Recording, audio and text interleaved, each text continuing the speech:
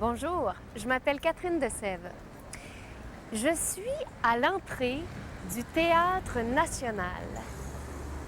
C'est un lieu historique, vous savez. Depuis 100 ans, les grandes vedettes du rire ont présenté leurs numéros ici, sur cette scène. À l'intérieur, Joël Denis est en train de préparer un spectacle qui s'appelle Les pionniers de l'humour. Et en même temps, il va nous parler un peu de l'historique du Théâtre national. Venez avec moi, j'ai une petite surprise pour vous.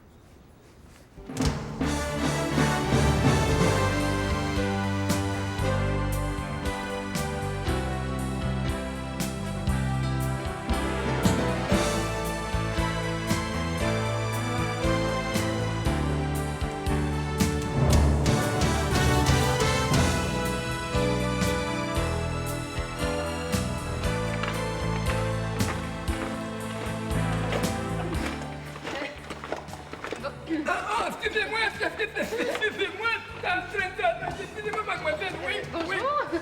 oui. Je cherche Joël Denis. Ah ben, hein, les filles. Oh oui, regardez ma belle, vous prenez l'allée. L'allée. Oui, l'allée.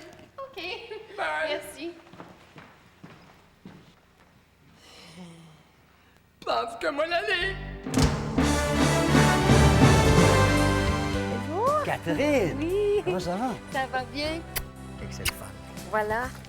Oh, merci. Encore des hommes galants. Hein? Oui. Voilà. Merci. Regarde ce magnifique théâtre. Moi, je suis arrivé ici tantôt, j'ai été impressionné. Il y a une histoire ici. Il y en a des artistes, des comédiens qui ont travaillé ici.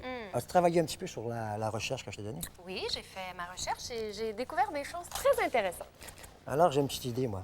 Disons que la salle est comble, c'est plein de personnes dans la salle, et on le fait. D'accord. 1900. Plus de 300 artistes ont fait les beaux soirs du Théâtre national durant son existence. Fondé par Julien Daou, comédien-auteur, il ouvre ses portes avec une pièce qui obtiendra, mais vraiment, un immense succès, Aurore, l'enfant martyr, qui sera mise à l'écran quelques années plus tard par le cinéaste Roger Racine. Pour jouer la pièce, il engage, quelqu'un que tu connais, Léon Petitjean. Ça dit quelque chose? Non. Hein? Et Angéline Lucier, dite Blanche de la Sablonnière, aucun rapport avec le père de la Sablonnière, qui devient la première comédienne professionnelle du Québec. Il y a eu plus de 4000 représentations durant les 405 premières semaines de la vie du théâtre. J'avais hâte d'arriver parce que, contrairement à mon habitude, moi, c'est fini le trac niaiseux, vous savez, les angoisses maladives, là, les peurs ainsi épieufiantes. Non, contrairement à mon habitude, ce soir, je suis calme et confiant que ça va bien aller. Je suis calme et confiant que ça va bien aller. Je suis calme et confiant que ça va bien aller. D'ailleurs, mon psychiatre m'a dit, répétez-le souvent. Je suis calme et confiant que ça va bien aller. Et vous allez voir, à la longue, ça va finir par vous auto... Je suis calme et confiant que ça va bien aller. Et si pour une raison ou pour une autre, il y a quelque chose qui vous prend par surprise et vous sentez une certaine tension inaccoutumière, demandez au public de vous aider. Auriez-vous la gentillesse de m'aider, s'il vous plaît? Oui, merci beaucoup. Pas en disant oui. Auriez-vous la gentillesse de répéter après moi, s'il vous plaît? Je suis calme et confiant que ça va bien aller. Merci beaucoup. Maintenant que vous êtes calme et confiant que ça va bien aller, j'ai une belle surprise pour vous autres. Vous souvenez-vous, est-ce qu'il y en a qui étaient ici il y a 2 ans quand je suis venu faire mon spectacle? Merci beaucoup.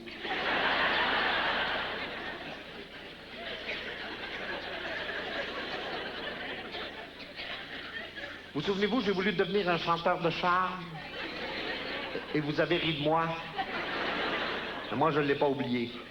Il y a 30 ans, j'ai commencé à jouer du piano. Il y a 20 ans, de la guitare. Il y a 7-8 ans, du tuba, du ukulélé. Il y a 4 ans, de la trompette, du banjo. L'année passée, j'ai appris l'harmonica. Alors, voici ma surprise de cette année.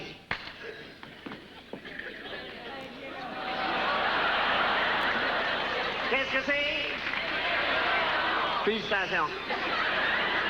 Oh, on rit, hein, mais rien n'empêche qu'à Fleurimont, il y a une madame à s'élever à 17 ans. Oiseau! Au jeu, des fois, le temps est couvert plus souvent qu'autrement à Fleurimont. Alors, étant donné que vous avez ri de moi il y a 2 ans quand je suis venu vous présenter mon numéro de chanteur de charme et que je ne l'ai pas oublié, ce soir, pour vous remercier, vous aurez droit à une soirée entièrement composée de musique classique. Alors, s'il y en a qui sont venus ici ce soir dans le but de se distraire, de se changer les idées et surtout de rire un peu, ben allez vous faire rembourser, c'est ça la surprise. Si vous voulez les rire, allez à l'orchestre symphonique de Fleurimont. Souvenez-vous qu'au violon, il y a le grand Hedmund, Yasser Heifetz, Fritz Kreisler, c'était le monarque de son époque, Monsieur Pointu, Blanc Richard, Jean Carignan, alors me voici, Jean Lacorde.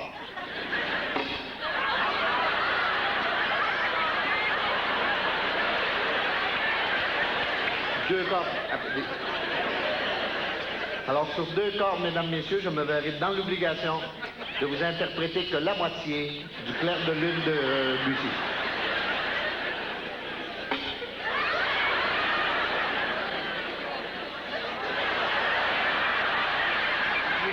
Calmez confiance que ça va bien aller.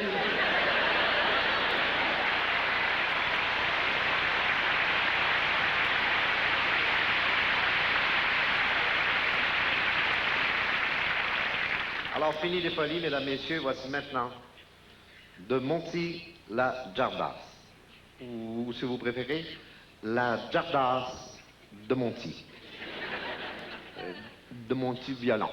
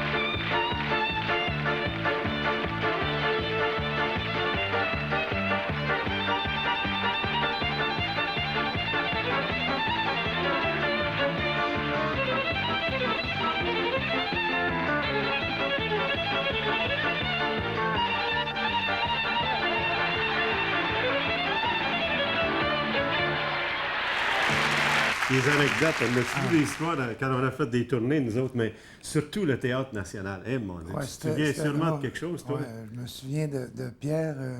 On avait des habits, à ce moment-là, on avait des habits roses. On était tout habillés en rose. On était tout habillés en blanc.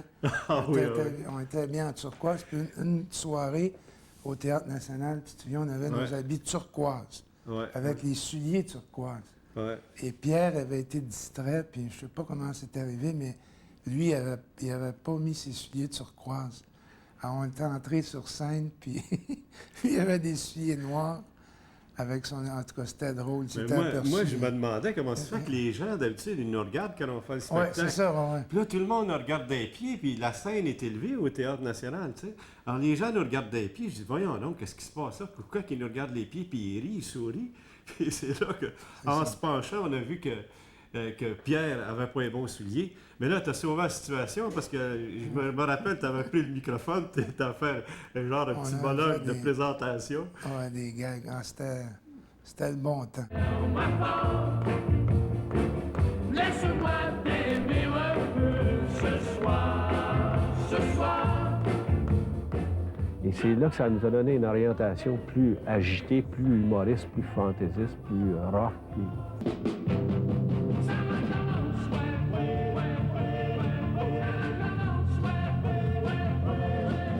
Au début, on parle de 64, il y avait invasion de la musique américaine et aussi surtout anglaise.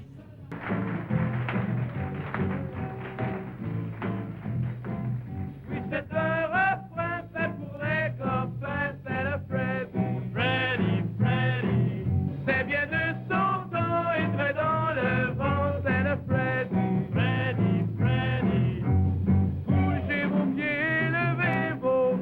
c'est du vrai yé-yé, allons les copains, vous l'aimerez si vous l'essayez, c'est le Freddy, Freddy, Freddy, c'est le Freddy, Freddy, Freddy, on vient de danser, on a cassé,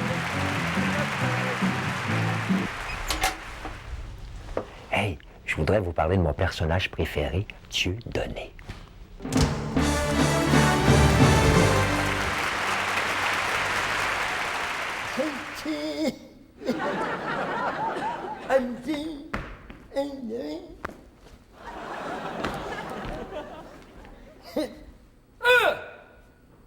Et comment ça va? Ça fait un tannant de bout qu'on s'est vu. Hey! Salut, ma soeur! Ouais. Enfin! Parce que j'en ai passé un paquet de jobs avant d'atterrir ici. Oui! Et travaillé comme garçon d'ascenseur dans un building merveilleux, beau, en chromé au bout. Moi, je faisais up and down. En bas, en haut, en haut, en bas, en bas, en haut, en bas. Mais vous ne croyez pas, je me suis battu 4 fois avec mon ascenseur. Oh, merci! Ben oui, mais c'est normal! Connaissez pas le building! Merci! Oh boy! Là que, hop! The wall! Après ça, la police, mon beau-frère est dans la police. Puis il me dit, essaye donc ça, on travaille pas fort, puis c'est payant. Oui, j'ai dit, OK, on va t'envoyer la police. Hein? Et madame, belle casquette, bouton chromé, petite garcette, tout de suite. Et puis là, moi, il m'avait mis dans le trafic. Oh, ça me faisait, oui, aime pas le trafic. Madame qui part avec un gros vison, gros Cadillac. Hé, madame, sifflet. Pour que c'est.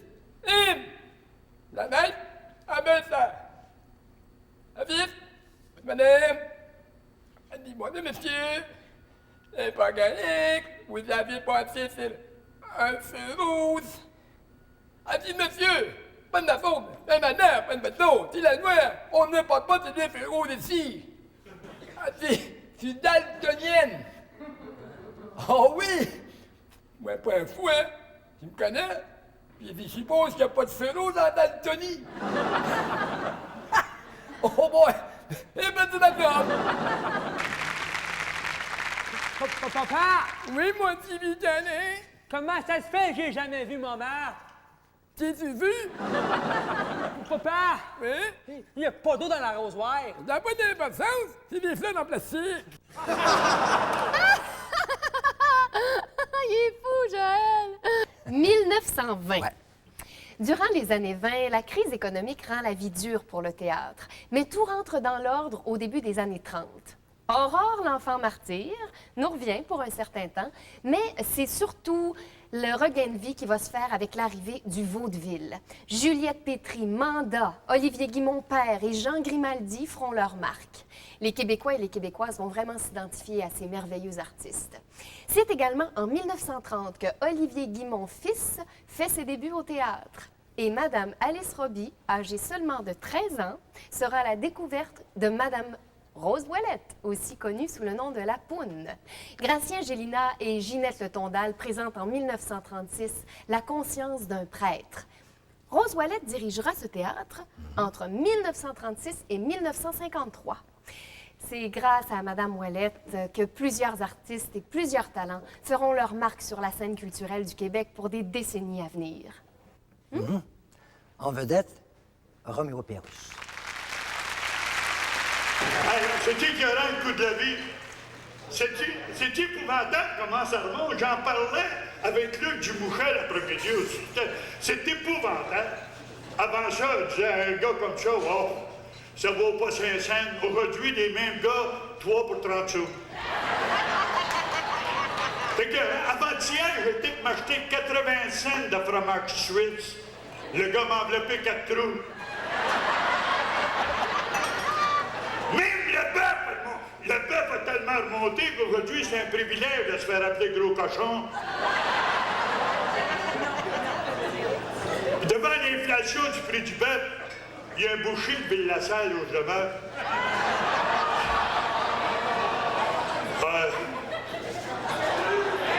Donc, je suis payé par la ville. Il y a un boucher décidé de vendre de la cervelle. Ça m'intriguait, ça parle pas trop fort, après recouvrir ton langue, toi là.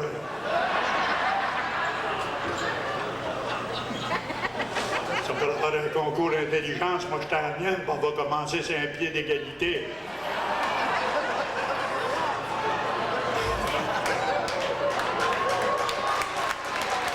On va revenir celle-là tout à l'heure, essayez de la comprendre. Fait que le gars, il a décidé de vendre la cervelle, ça m'intriguait, ça. Il est allé voir une cassette de cervelle que tu vends, ça. On a de la cervelle d'avocat, une pièce à livre. La cervelle de docteur, 2 pièces à livre. Bien pour dire. Le petit paquet gris qui est dans le coin là-bas, ça c'est de la cervelle de police. 15 pièces à livre. C'est bien cher, la cervelle de police. Ben, t'y figures-tu combien ça en prend de police pour avoir une livre de cervelle, toi?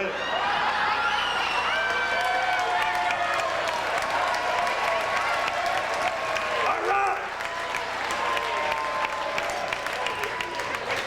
Non, tu sais, on rit, on s'amuse, là, mais je devrais pas rire. Parce que j'ai enterré ma belle-mère cette semaine. Forcément, elle est morte. Avant de elle est morte empoisonnée. Elle s'est morte à la langue.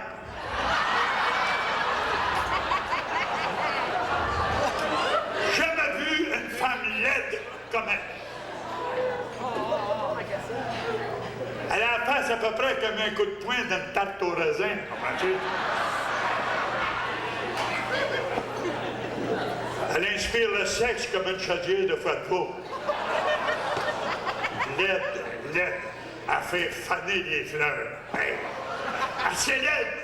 Quand elle va voir son esthéticienne, elle se fait donner un estimé.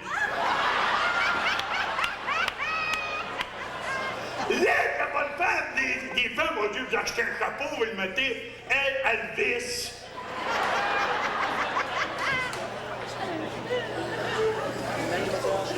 Pas maganée, cet enfant. Puis ça vient pas parce qu'elle est vieille qu'elle est maganée comme ça. À sa naissance, elle était laide. Le docteur qui a accouché sa mère, il l'a pris par les jambes, l'a regardé comme faux, puis il a donné une bonne claque sur la gueule à sa mère. Elle s'est laide, cet enfant-là, quand elle était jeune. Ses parents étaient obligés d'attacher une tranche de steak dans le cou pour que le chien vous avait.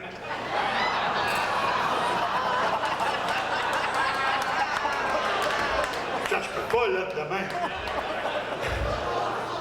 Les gars disent toujours, Roméo, tu parles de ta belle-mère, quand tu sors, tu l'amènes toujours avec toi. Oui! Il y a une raison pour ça. Parce que je veux pas être obligé de l'embrasser quand elle revient à la maison.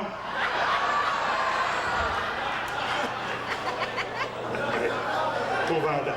Je façonnais mon 4 ans la nuit pour la guille.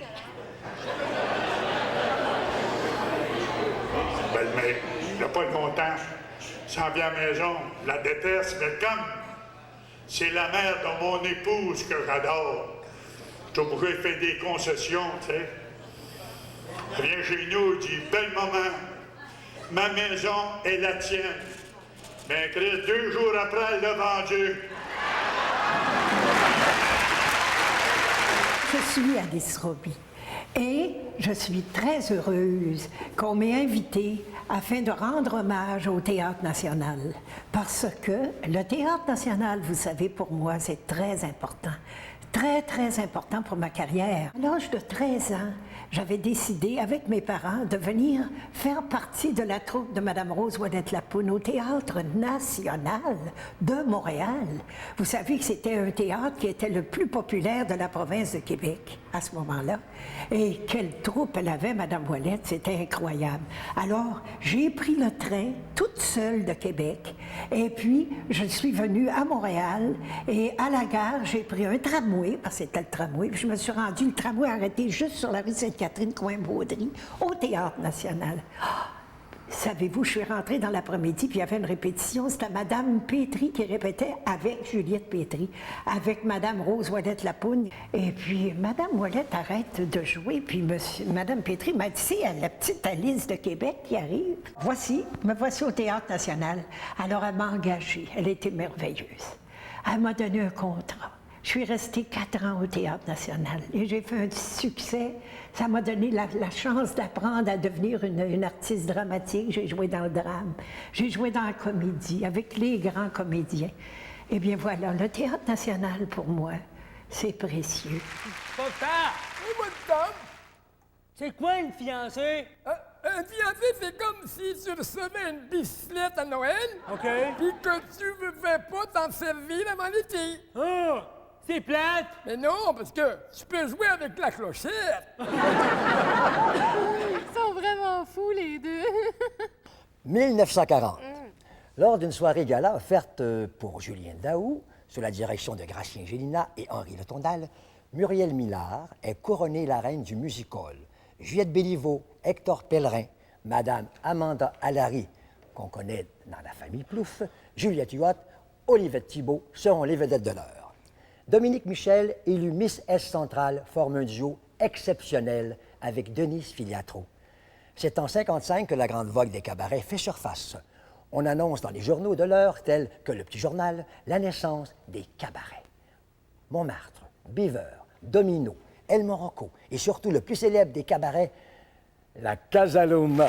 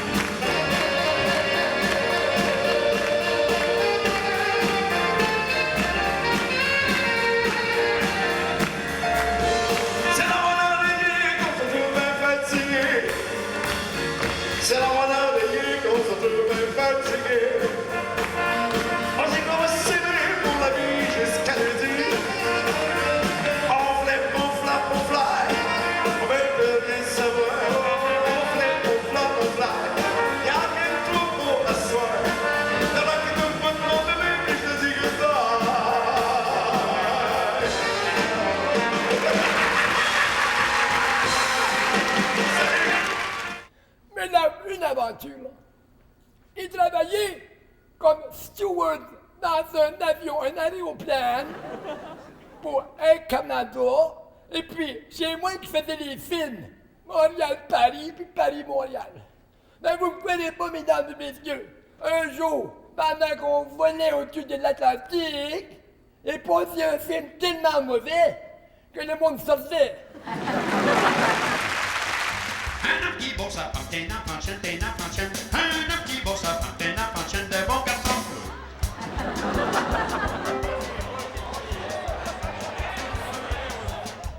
Prêt au pied d'être touché qu'on va jouer au rustique.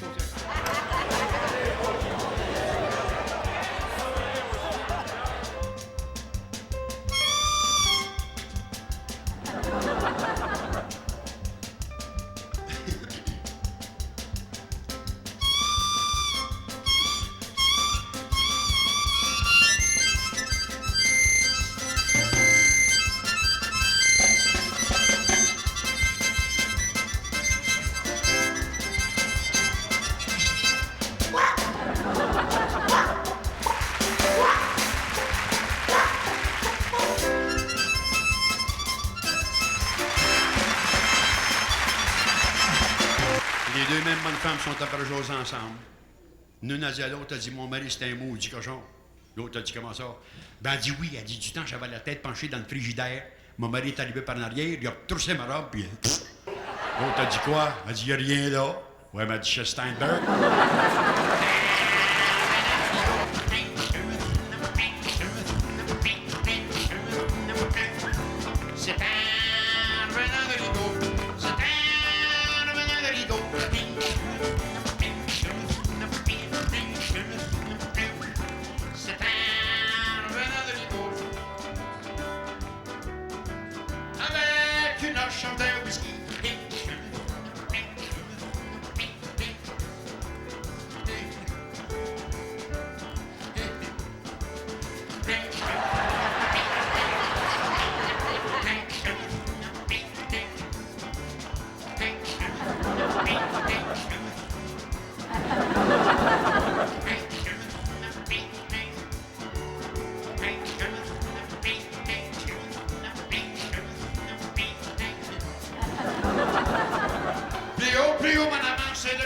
C'est là que j'en tue.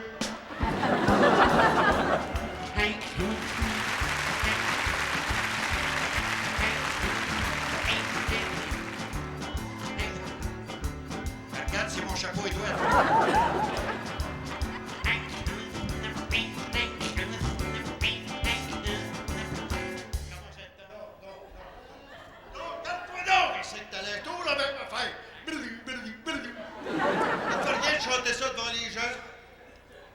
Les deux bonnes femmes sont après jaser, l'une a dit à l'autre. Vous voyez l'avion là-haut? C'est mon garçon qui l'a conduit. L'autre a dit, vous avez un garçon bien élevé.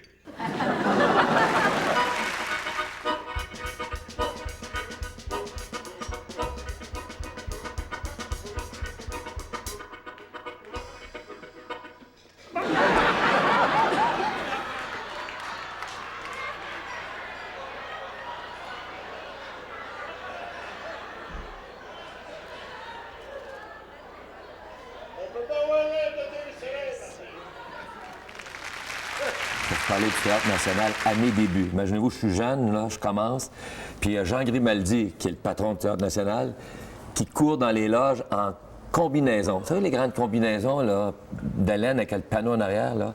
Puis je me demande s'il était blanc, je pense qu'il était rouge, en plus. Puis c'est un choc. Tu vois Jean Grimaldi qui dit « Hey, là, vite, dépêchez-vous, le rideau ouvre dans 1 minute. » Puis ça m'a comme marqué un peu de voir le patron pour qui tu travailles qui se promène en combinaison. Mais c'était Jean Grimaldi, c'était le papa des artistes. On l'aimait comme ça. Papa, je suis en amour. Oh, bravo, mon petit Vitalet. Je vais me marier. C'est bon, ça. Papa, t'as rien contre ça, tous les relations sexuelles avant le mariage? Ben absolument pas, mon petit homme, à condition que ça ne tarde pas de la cérémonie. 1960. Ces années nous font connaître une époque plus pop, avec des Pierre Lalonde, Joël Denis, Yaya, les Baronnets, Paolo Noël, Willy Lamotte. Mais la comédie ne perd pas sa place pour autant. Claude Blanchard, les Tune-Up Boys et Gilles Latulippe seront la génération de l'avenir. Je veux vous parler de quelqu'un de très spécial. Autant il peut agir en intellectuel, autant il peut passer pour un 2 watts. Au premier regard, on le croit tough. Avec son air sicilien. Il a un charme irrésistible et on lui envie ses babines.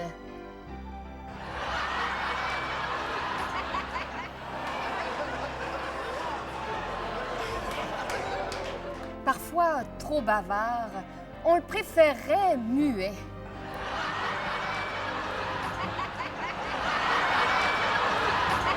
Mais somme toute, on qualifierait cet artiste de gagnant.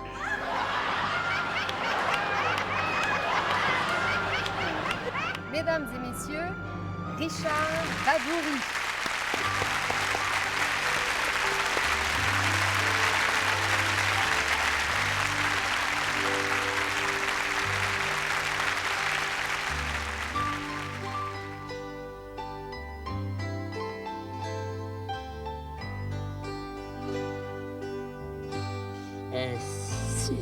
C'est aîné. Et c'est pas drôle d'être aîné. J'aimerais tant ça dire des beaux mots de mots. Je peux pas, mais chaque fois que j'essaie, j'ai un problème avec ma lèvre. Elle se met à shaker. Puis ma babine, c'est ça, elle trompe. Mais cette fois-ci, là, je suis décidé. Je vais te le dire. Je t'aime, je t'aime beaucoup. Je t'aime beaucoup.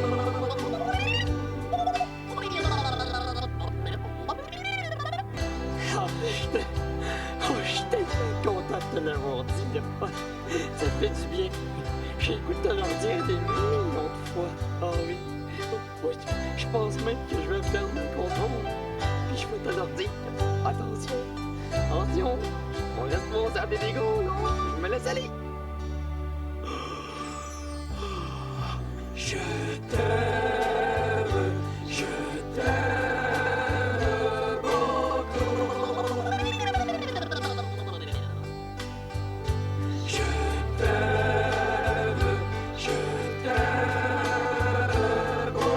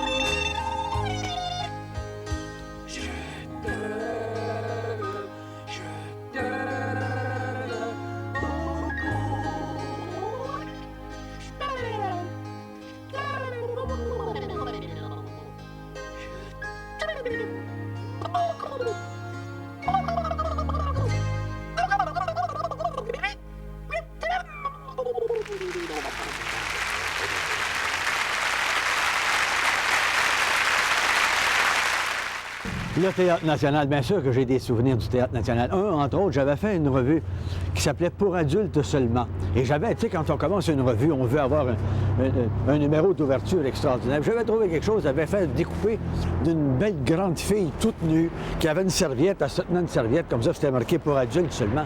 Et là, supposément, l'orchestre jouait et le spotlight arrivait juste sur la fille.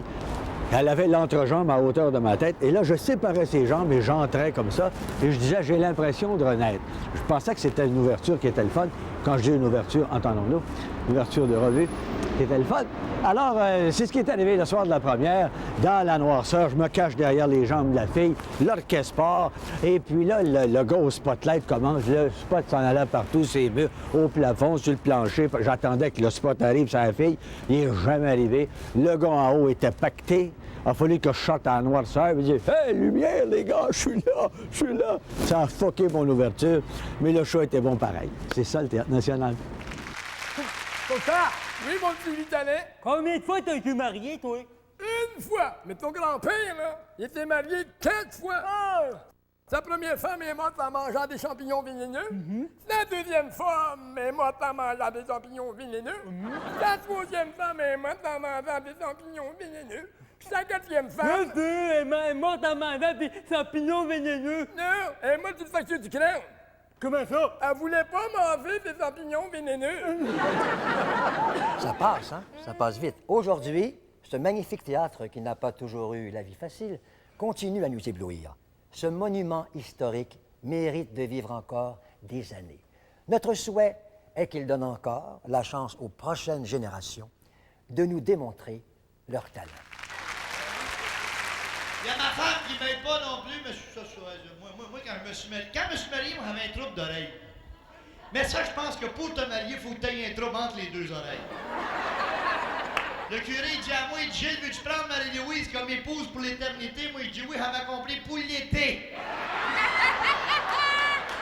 Dans le voyage de noces, on allait en Gaspésie, je m'en allais à Parcé. Fait que tout de suite après la cérémonie, on a parti avec les enfants, puis on a descendu dans le bas du fleuve. Ouais, parce qu'elle en avait eu 2. Il était venu au monde d'un père inconnu, par contre, notre main est trop connue. Puis après le spectacle, si vous avez le temps, si ça vous tente, vous voulez que tout le monde vienne avec moi dans le parking. Je viens de m'acheter un beau char neuf. C'est ma mère qui paye. C'est écrit sur le contrat paiement. C'est une job d'acheter un char en 92, là, dans le moment de la session, là.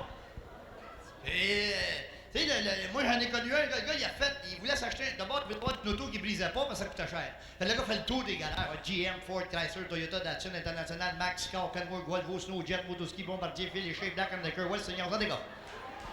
Il y a rien qui faisait l'affaire, il y avait rien qu'un an de garantie. Fait que le gars rentre, c'est un vendeur de Volkswagen. Fait que le vendeur de Volkswagen, il dit, monsieur, un Volkswagen, ça casse jamais. Le gars dit, comment ça? Il dit, on a un ici dans la cour, 72 ans, on l'a. Jamais cassé. 900 871 000. Jamais cassé. Bah, il dit, on a mis du gaz 2-3 fois dedans, là, mais... De l'huile. Je sais même pas ce qu'il trouve, mettre l'huile. J'ai jamais fait de la flaque, je sais même pas ce qu'il se perd. Le gars dit, oui, je suis intéressé. Saute dans le char, joue avec des steering, bras de vitesse, break à bras, le petit spot miroir, lighter, chandelier. Regarde le moteur, ouvre en ouvrant la valise, il a passé un coffre d'outils long même dans la valise. Il dit au vendeur, il dit, il y a des outils dans le char-là. Le vendeur, il dit, oui, il dit, mettre ça dans tous les chars. Ouais, mais s'ils ont mis des outils, c'est parce qu'il va casser. Le vendeur dit, non, monsieur, s'ils ont mis ça, c'est rien en cas qui casse. Mais il cassera pas, c'est rien en cas qui casse, mais il cassera pas, c'est en cas. Le gars dit, moi, j'ai peur. Il me semble qu'une compagnie est responsable qui met des outils dans le char, c'est parce qu'ils sont certains que le char-là va casser. Le vendeur, je viens de te dire que non, c'est en cas. En cas qui casse, mais il cassera pas, c'est rien en cas. Mais il cassera pas, c'est en cas. Le gars, il dit, moi, je sais pas. Mais le vendeur, il dit, moi, je sais. Fait 3 fois, je te dis, 25 ans en vente, ces charrettes-là. C'est rien qu'en cas qui casse, mais il cassera pas, c'est en cas, tu compris, là? C'est rien qu'en cas. Le gars, il dit, choquez-vous pas, je suis pas choqué. Mais c'est en cas qui casse, il cassera pas, c'est en cas. Le gars, il dit, écoute, mets-toi dans ma peau 2 minutes. 20 000 $ pour un char, puis je trouve des outils dedans. C'est-tu naturel que je puisse penser que ce char-là peut casser un jour? Le vendeur, il dit, non. C'est rien qu'en cas. En cas qui casse, mais il cassera pas. Le gars dit, écoutez, monsieur, il n'y a pas de monsieur, c'est en cas. En cas qui casse. Le gars dit, monsieur, non! Il dit, quand même, va te montrer de quoi, mon décalage. Quand même, ça. Où est-tu, ça, là? Ça, c'est un téton, une mamelle, un joue, un tête, un mamelon, un bout, un nipule, un thème, un wafer. Il dit, moi, j'étais un homme, moi, j'en avais pas d'enfant, moi. S'ils m'ont mis ça, là, ben, c'est encore.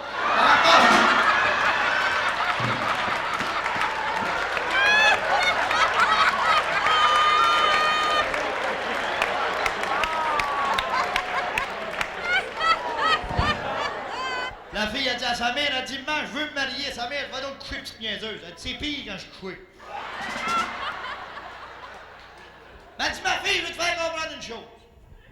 Si jamais tu te maries, puis si jamais ton mari te demande, ça n'importe quel temps de ton mariage, si jamais il te demande de changer de bout,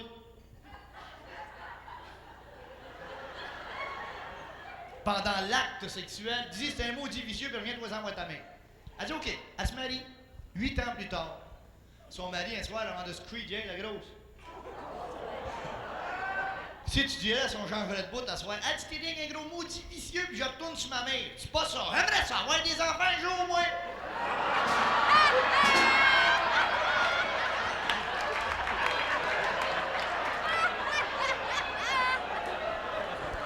Il n'y a pas d'âge pour le mariage à part de ça. Vous savez, dans des maisons pour les personnes plus âgées, là, dans des grosses résidences, bien souvent, ils se rencontrent dans ces maisons-là. Ils ont tout là-dedans, du centre d'achat en bas, la coiffeuse sur le côté, la chapelle au 2e étage. Tout le dimanche, ça se crompe, ça va à la chapelle.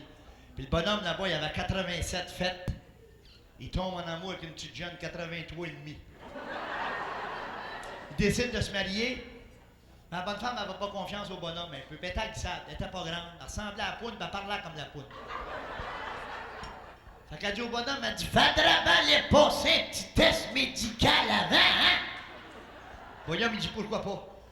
Il a passé un test médical, il sort de là que chacun a eu les résultats, mais ils ne comprennent pas le résultat. La bonne femme, elle retourne voir le docteur, elle dit, écoutez, docteur, elle dit, nous autres, vous êtes vieux, là. Elle dit, ces maudits papiers-là, on comprend rien là-dedans. Elle dit, moi, sur mon papier, c'est écrit PS, qu'est-ce que ça veut dire, ça? Le docteur dit, parfaite santé. Puis elle dit, mon vieux, c'est écrit PPS, ça voudrait-tu dire parfaite santé? Le docteur, il dit, non, pour pipi seulement. Mais ils se sont mariés quand même. 2 semaines après les noces, le curé rencontre la bonne femme dans un centre d'achat, puis il dit, puis Madame Saint-Martin, comment ça va le mariage? Elle dit, ça va bien, monsieur le curé. Elle dit, moi puis mon vieux, on s'est amassé, là, qu'à tous les soirs, on se fait des gageurs. Quelle sorte de gageurs vous faites? Elle dit ça, vous dites demander à lui, moi je suis trop aîné de dire c'est un curé, vous demandez à lui. Le curé rencontre le bonhomme, dit, hey, le père, je vais rencontrer votre femme. C'est quoi ces affaires de gageurs-là, tous les soirs? Il dit, oh, appelle trop, ce vieil-là, pas d'affaire de dire ça. Le curé, dites-moi là, moi, ça va rester entre moi et vous. Il dit, monsieur le curé, c'est soir la grosse couche. Ce vieil-là, il dit, à moi, t'as le bas de mon pyjama. Puis là, on me pogne la zibioune. Puis elle me laquait bien douette de même dans les airs. Puis il dit, là, on gage, je suis quel bord qu'on va tomber, mais qu'elle lâche. Papa? Oui? Pourquoi tu portes toujours ta palette sur le côté? Mais mon petit homme m'a te le dire, depuis que je travaille ici, là, c'est la seule affaire que j'ai réussi à me mettre de côté. On regarde mon chum, Claude Landry. Je fais des imitations, je ne sais pas si on vous en a parlé, et contrairement à mes collègues, je les réussis toutes. Le voici, mesdames et messieurs, une dernière fois devant vous, Roméo Méo Pérus!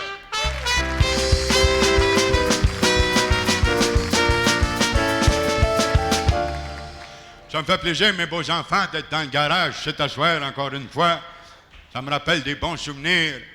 Je me souviens, j'étais ici, il y avait une barmaid au bar, puis un newfie qui se promenait dans la place. Vous savez ce que c'est qu'un newfie? Je savais pas demander à vos parents. Le newfie arrive au bar, il dit, bébé, on sort ensemble à ce soir. Elle dit, je peux pas, j'ai un Tampax. Il dit, tu me suivras, j'ai une Mazda. Dans un autre bar, à Beauharnois,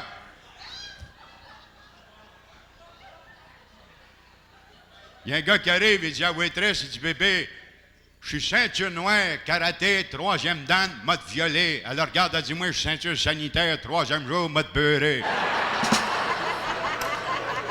Elle avait du répondant. Mais Méo nous a habitués à ce genre de gag, mais il en faisait des savoureuses, des très, très subtiles, des très fines, des très amusantes. J'aimerais vous en raconter une encore en empruntant la voix de M. Pérus, n'est-ce pas? Je suis sûr que, mesdames, surtout, vous allez la trouver tellement attachante. Et je vous invite à l'écouter et à la retenir. Vous allez briller dans les soirées mondaines avec ce type d'histoire, vous allez voir. Mais au Pérus encore. L'histoire de 2 frères. Il y en a un qui est parti en Europe pour 6 mois. Il revient à Mirabel, son frère l'attend chez l'accolade. Avant de partir, il y avait confié son chat. La première chose qu'il demande après l'accolade, c'est comment est-ce qu'il va, mon chat? Il dit, il est mort. Il dit, comment il est mort? On n'annonce pas de mortalité comme ça, on prépare quelqu'un de mortalité. T'aurais pu dire, je sais pas, moi, ton chat, il courait sur le toit du garage, il a glissé contre une gouttière, il a frappé une pierre, on lui donnait du petit lait, la respiration, il voulait plus vivre, il est mort, consomption. Mon beau chat que j'aimais tellement. Puis il dit, maman, comment est-ce qu'elle va? Ben, il dit, elle courait sur le toit du garage.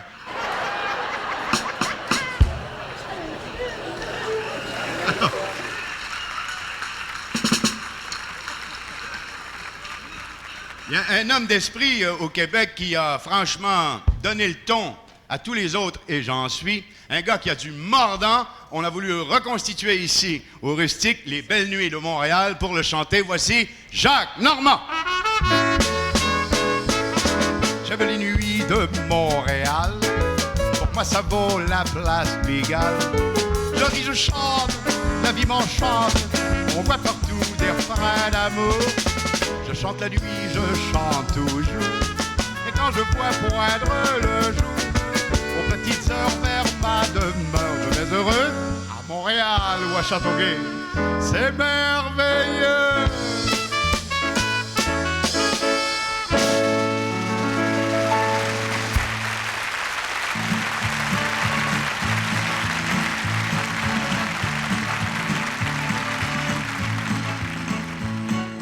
C'est pas fait, c'est pas fait, c'est pas fait, c'est pas fait, c'est pas fait, c'est pas fait, c'est pas fait, c'est pas fait, c'est pas fait, c'est pas fait, c'est pas fait, c'est pas fait, c'est pas fait, c'est pas fait, c'est pas fait, c'est pas fait, c'est pas fait, c'est pas fait, c'est pas fait. Après s'être rencontrés, au bowling Bobolorama, je l'ai emmené prendre un café, au restaurant Chirita. C'était pas encore fait, non, non, non, non, non. C'était pas encore fait, non, non, non, non, non. Mais ça va venir. Était là, assis devant moi, je la regardais, c'était mon rêve. Je l'avais invité, puis ça faisait longtemps que je voulais l'avoir devant moi. Pas mélange, ça aurait pu être le sucre de son café, la crème de son café. Le café était frais, moi j'étais chaud, puis elle, ben, elle était tiède. J'ai perdu la boule, pas mélange. Je la boule, j'avais le boudoir dans la table. Enlevez la table, enlevez la... Non, non, mais je... Après 10 mois de fréquentation, je lui tenais fièrement le bras. Gêné de s'y prendre d'une autre façon. Mais qu'est-ce que le monde dira de ça? C'était pas encore fait, non, non, non, non, non. C'était pas encore fait, non, non, non, non, non. Mais ça va venir. Hey, 10 mois, je les ai comptés. Un, deux, trois, quatre, à toutes les 10 minutes, j'avais une démangeaison. Puis c'était pas des boutons, hein. Contre ça, moi j'ai l'impression qu'il n'y a qu'une prescription. L'affaire à faire, c'est de faire l'affaire. Puis ça, c'est mon affaire. Tiens-toi.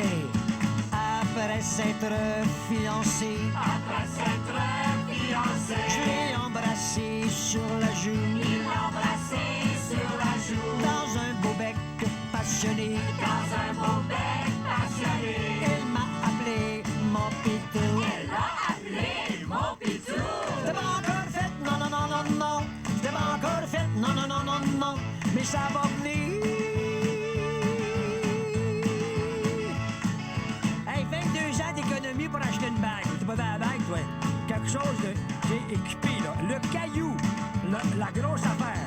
Ah, là. Ben, ça valait bien un bec passionné. Ça en valait même 2 puis 3. J'ai dit que j'avais le pitou excité, moi. Quand ça m'a donné un petit bec. Oh, boy. Un soir d'août du mois de novembre. Je l'ai monté dedans ma chambre. Penses-tu, mon chou, que c'est péché? Penses-tu, mon chou, que c'est péché? Mais non, mon pit, on est variés. On l'a fait. On l'a fait. On l'a fait. Et là, mon petit garçon, là, je l'ai pris dans mes bras, là, puis j'ai monté l'escalier. J'étais là, il y avait à peu près 43 marches. puis là, longtemps, ça, les yeux dans les yeux, on s'est regardé la flamme. Et puis là, ça commence tranquillement. On a tout enlevé. On a arraché, on s'est arraché le linge qu'on avait. Puis là, on a passé aux choses sérieuses. Mon petit lapin, mon petit bébé, mon petit trésor, mon petit ci, mon petit ça,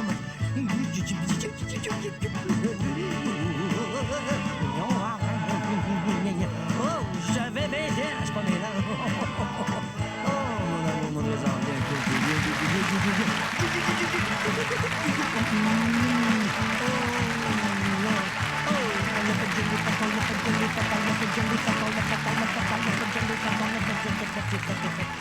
J'espère que vous avez fait,